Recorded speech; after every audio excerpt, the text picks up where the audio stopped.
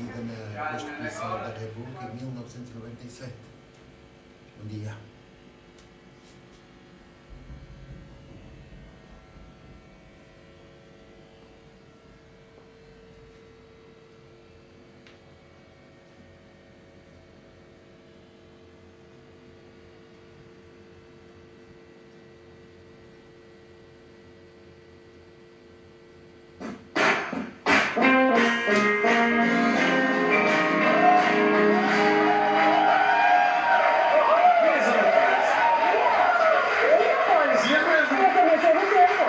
Eras fiel, portanto, aos Andrades. Adorava ver a série dos Andrades. Quem é que via a série dos Andrades? Quase toda a gente. Só os mais novinhos é que não se lembram, não é? Agora nós já temos este idade. Mas eu via na altura em que foi emitido pela primeira vez. Sim, aquilo era uma verdadeira família do Norte, caralho. Muito engraçado. Só faltava.